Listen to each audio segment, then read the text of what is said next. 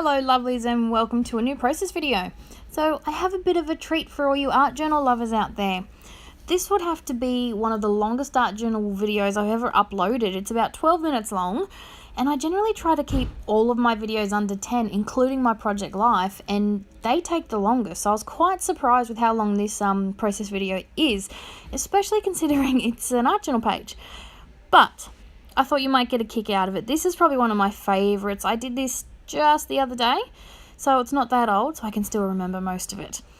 But I just wanted to play with new color combinations, and I just wanted to have a play in my art journal, and that's how this came about. I had nothing in mind for this page. I just started by picking my colors, which was jade green, no, polished jade. Sorry, can you hear those birds? Little buggers. Polished jade, tempting turquoise, is that what it's called? Yep. No, Calypso teal, that's right. And periwinkle blue. Now, I keep forgetting to go, I have a big stash of dylusions paints. I have a fair few. And sometimes I forget to look behind the first row. So I keep forgetting about my awesome teals and things. So I really wanted to give those a go. This technique would have worked much better if I hadn't have dried the paint. I just want to say that before I get too far past it. I dried all that paint with my heat gun. And yeah, this technique is it ghosting? Yeah, no, ghosting is with water. This one is like a reduction. Basically, you put your stencil down, get a wet one and wipe it through the stencil and it lifts off some of that paint. It would have worked much better if I hadn't have dried the paint. Next time I do it, the paint's too thick, so, you know, still working on that one. This, I included showing you this because I want to show you how I've been getting some really cool backgrounds lately. I don't clean my stencils often enough. I'm terrible for it, like really bad, and I tend to stain most of my stencils. Doesn't bother me, but I have found if I grab a wet one and run it over the back, what happens is I get an imprint through the stencil. So I started doing this on my art journal pages, and it gives me a really cool background. It gives me some, yeah, a good starting point on a blank piece of paper. So that's what I've been doing, and I do it a few times in this video. So that's all nice and dry now, all the stencils are clean, and I'm ready to move on, you know, to the next part of my page. So what happened is I got new stencils. I got an order from Scrapbook Boutique, and I got a bunch of new dylusions stuff. And that's what I like to do. When I get new stuff, without fail, I'll always do an art journal page using it all because I just like to test it all out and have a play. So a lot of the products I have in this video are all new. All these stencils are new. And even the stamps that I use is new. So this is the little dots. Now I got the large and the small of a lot of the stencils because I love the variation. That number stencil was new. But what I like to do when I use a color palette is I'll stick to it. Sometimes I do, but in this case I'm sticking with the blues and the greens. So what I'm doing is I'm using that periwinkle blue to build up some layers. So I'm using the blue on top of the green. And then with another stencil, I'll use the green on top of the blue. So I'm getting a tone on tone. So instead of bringing in another set of colors for my stenciling, I'm using the same colors that I have already used and just mixing them up. So you can see the definition of those stencils, but I'm sticking with my color palette. So as you can see, I've got the the teal happening on top of the blue and the jade on top of the, you know what I mean. So I'm mixing up, and I love the way that sticks with the color palette and doesn't bring in any contrasting colors. So this is where I'm bringing in my contrast. Now, this is something else that I got that was new in my order. I got some jelly roll pens. So white ones. I kill paint pens terribly. I got a brand new set of black and white dylusions paint pens just last month in my Kitaholics kit, and I killed them both the second time I used them. So paint pens and I just don't have a good relationship, and it's all user error. There's nothing wrong with the pens I get. It's just I'm too impatient to wait for my paint to dry properly, no matter how hard I try, and I kill them. So I thought I'd give these a go. I'd heard great things about these, and if you look closely, the pen will stop working at one point because my paint wasn't dry, but it didn't kill my pen, so that was a bonus. So I'm just doodling around some of those dots from the dot stencil, And just to sort of highlight them a bit with the white, I really just wanted to play with the white pens to see how well they worked. They work amazing on top of paint, I do have to admit. So I really do like those. Very great purchase that I got. But yes, make sure your paint's dry because they won't work on wet paint. But they won't die either, which is really cool. So this was a new technique I tried and I'm in love with it. I really am. I've been doing it constantly ever since. So scribble sticks are one of my favorite products. I tend to, well, in the past I haven't used them as much because I'm so in love with them and I'm hoarding them. Anyone else do that? You love a product so much that you actually don't use it because you're afraid of using it all up. Well, I'm trying to get past that, especially now that there's a new set out and new colors, and I'm using them. And I tell you what, they haven't left my desk. I've been using them in everything, especially to do this technique. Now, instead of using ink, I've decided to use the scribble sticks to ink up my stamp, and I absolutely love it. Every time you do this, you get a different effect. If you add more water, it's more watercolory. If you add less water, it's more crisp. It's fantastic. So I colored my stamps using the scribble sticks, and then I've just put them onto some cardstock, and I'll fussy cut them out in a minute. But these are two of the new stamp sets I got in my order. I'm stocking up on all the older Dylusions stuff before the new stuff comes out. I love Dylusions. Dylusions products are one of my favorites. Diane is my queen. I will say that many, many times.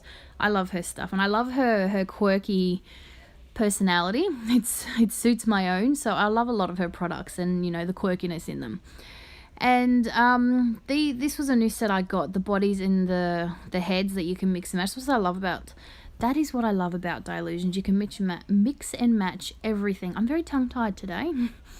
So, lighting has changed because we're onto a new, not onto a new day. It's just gotten later at night. I did this over the space of a day.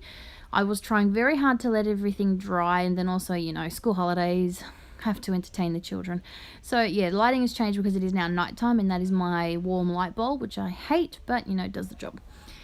And another good thing about the scribble sticks when you've used them to stamp up an image, you can actually blend them out. So add a bit of water and you get a nice little tint to your image. So that's what I'm doing. I'm just spreading that color around so it's not just harsh white with the colored outline. And I like that look. Like sometimes I find when I use ink or something to stamp up an image, I don't tend to color my images in because I don't know, I don't like coloring in all that much, not with my pencils or my inks.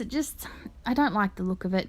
So I tend to just have either black or white images, and you know, there's nothing wrong with that, but you know, I just wanted a bit of color, and that's why I decided to try this technique. Plus I'd seen Dina Wakely post something on her Instagram which totally inspired me, so that's why I wanted to give this a go. And yeah, I do love that you can spread these around and tint your images so they're not just white with coloured outlines. So I'm using some gel medium. This silicone brush is my absolute favourite. I have killed so many paintbrushes using gesso and matte medium. Best thing I ever got at the Scrapbook Expo last year was this silicone brush, and I've recently acquired 3 more in different sizes, which was really cool. You can't kill this thing, you just wipe it clean. And it doesn't need rinsing. I'm outside, so I tend to not rinse my paintbrushes, and that is how I kill a lot of paintbrushes. And that's why my stencils don't stay clean either. So it's a silicone brush, and yeah, I just use my gel medium as a glue, and then I also seal it over the top so I don't get curly parts lifting up. Just going back to add some more detail with my white jelly roll pen, now that all of that paint is 100% dry. And then I decide I want to add something to her face or eye area. She's got this block piece over her eyes, and I thought it would be perfect for one of these back chat stickers, just to sort of add a bit of, you know, words to the page to sort of give her a bit of an attitude so you knew what this image was trying to represent. This is where I decided to try another new stamp set. This I got in the mail about a week earlier. And they are Diane's alphabet stamps, the little ones. So there is a bigger set, which I really wish I had for the second half of my journaling, which you'll see in a minute. In the end, I used a sticker alpha set that I have. But I do cut most of it out because you don't need to see me stamp my entire phrase. It actually took a while. I think that's what probably took one of the longest parts. I don't tend to use stamps all that often to do a big title because I find it time consuming. But in this case, I really wanted to give it a go. So I'm using an archival ink because it will stick to the paint. And on one side I'm doing always remember, and I still had no idea what to do on the other side of the page. I just really wanted to use these stamps.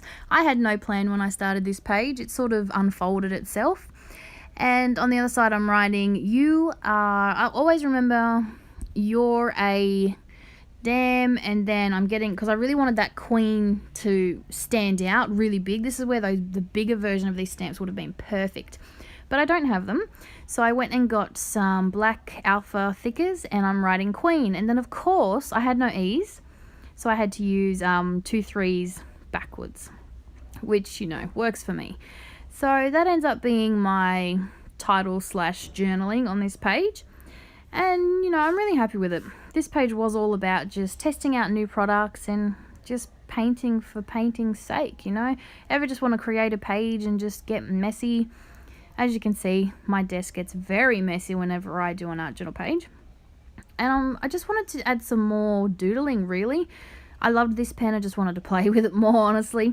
You may have noticed that my background changed slightly on the right-hand side. What happened was I attempted to do a border because I felt that having that white just wasn't quite enough. So I attempted to do a border, but I didn't like it. So because I had the paint base there, I was able to wipe it away. But I was left with a bit of black on my page. So I didn't like it and I just wanted to cover it up with some more paint. So I just got my paint tubs and just used my finger and wiped it in. So that's how I managed to cover that up. And then using one of my paint pens to add some splatters. I love to use a paint pen because it's more opaque. If I use a mist or something, it just doesn't work as well. So yeah, this is the last final touch for my page. So I hope you've enjoyed the video. It is one of my longest art journal videos I have posted. But thanks for watching and I'll be back later. Bye for now.